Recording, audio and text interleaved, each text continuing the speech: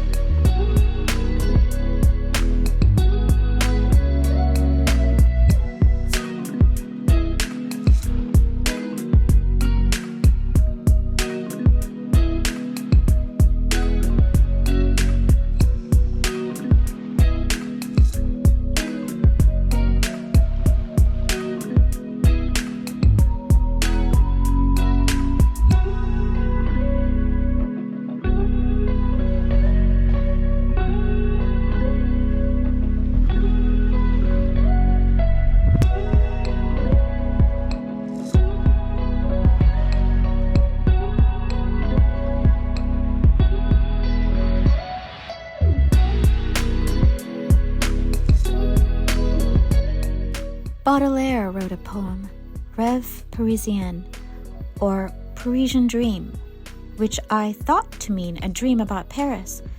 But upon actually reading it, the poem is about a dream Baudelaire had of a fantasy world, an infinite palace of pools and waterfalls and other fanciful details, and how heartbroken he was to wake up to the terrible reality of Paris. He could not have been looking at this.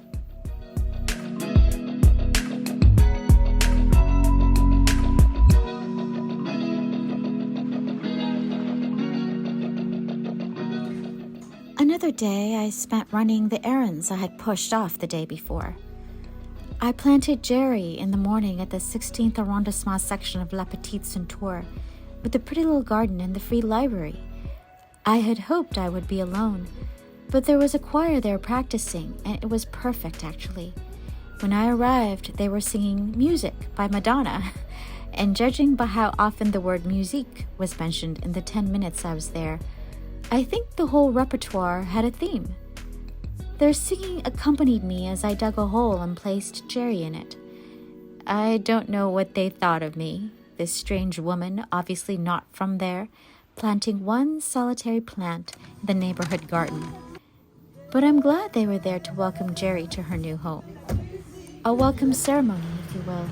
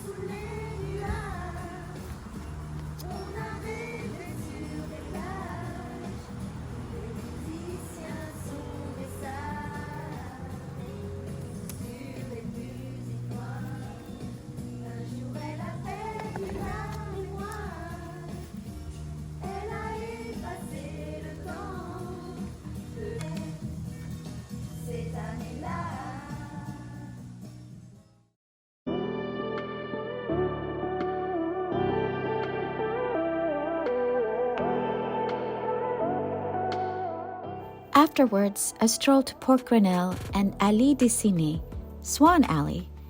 No swans there, but the Seine on either side and the Eiffel and Bir Hakeim on one end. Again, lots of lingering by bridges and admiring Her Majesty, or his, I should say. It's a phallic symbol if I ever saw one.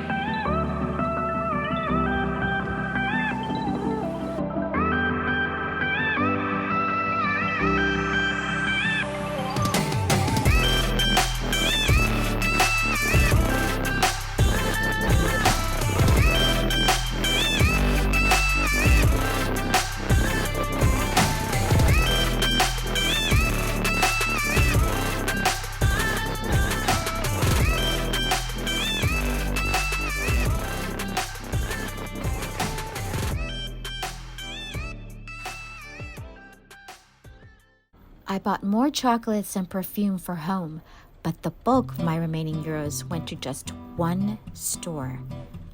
I entered with such glee, knowing today I would come out with something more substantial than a tart pan, something made of copper.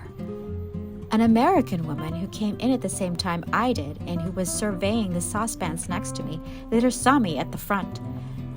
"Well, so did you get the saucepan?" she asked. I grinned a little and pointed to the sample of my intended purchase, a mini copper French oven. She looked at me incredulously.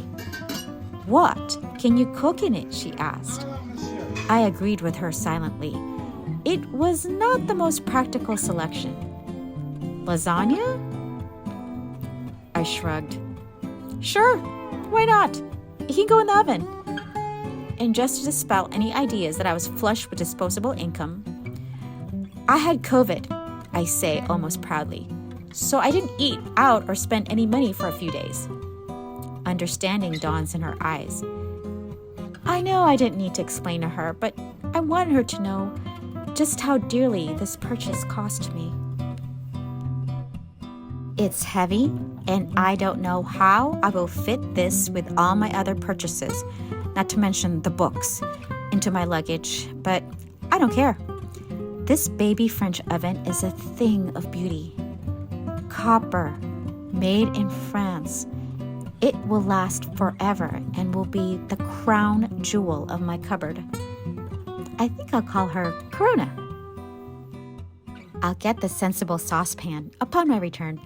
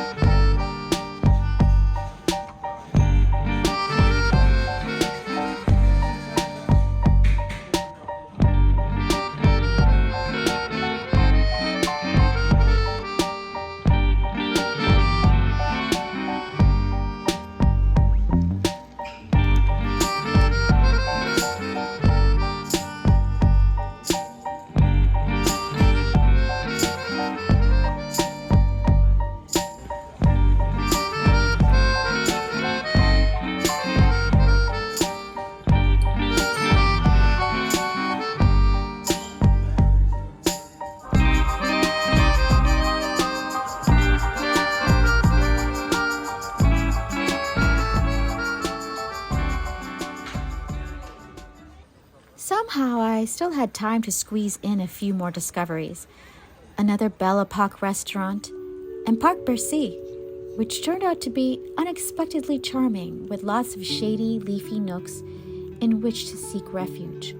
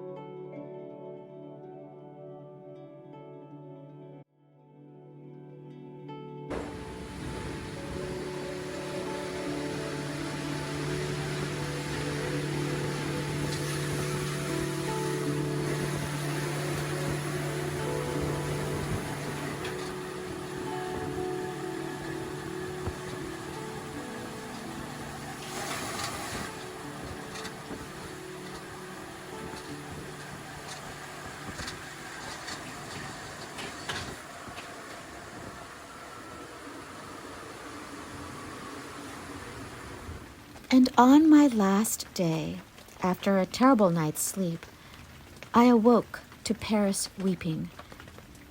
You should cry, I think grumpily. I don't want to leave either. I made my last French dish in my French kitchen, oeufs and cocotte, using up the last of my eggs, the last of my heavy cream, and the last of my lardons in the ramekin I bought from Dehillerin weeks ago.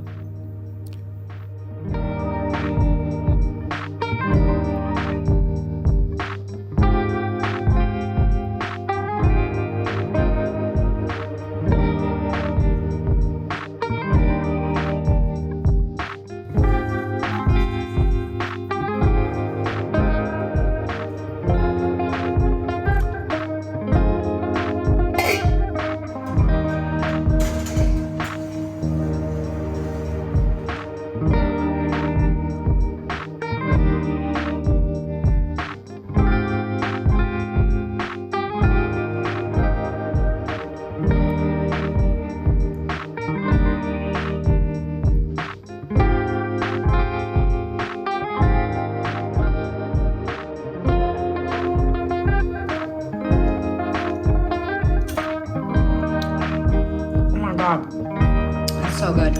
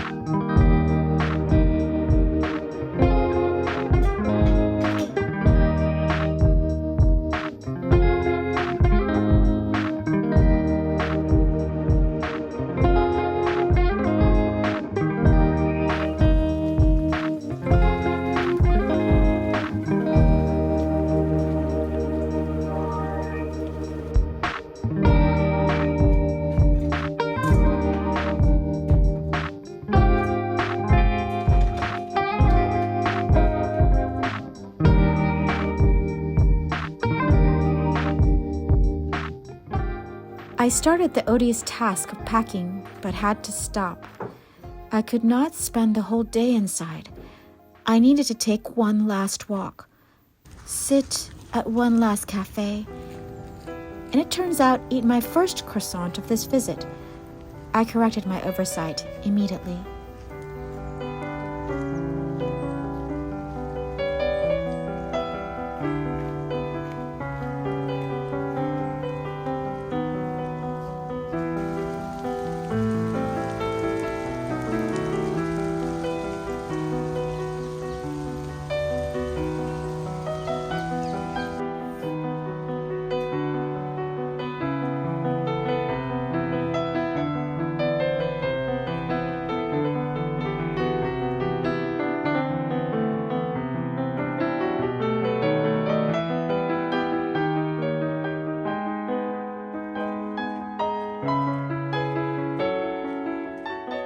As I walked the section of La Petite Ceinture near my apartment, there was a woman ahead of me, dressed as I was. Black trench coat, black flats, with an umbrella. She was older than me, I could tell, and it brought me to mind of a scene in the novel I had just finished, where the protagonist sees her doppelganger on the street and wonders if she is a version of herself in an alternate universe. I can imagine now that the woman in front of me is my future self, older but dressed the same, still walking the green paths of Paris, yet briskly and full of vigor. This vision made me smile. Back to my apartment I go, to finish packing up my Parisian life. Tomorrow, I leave.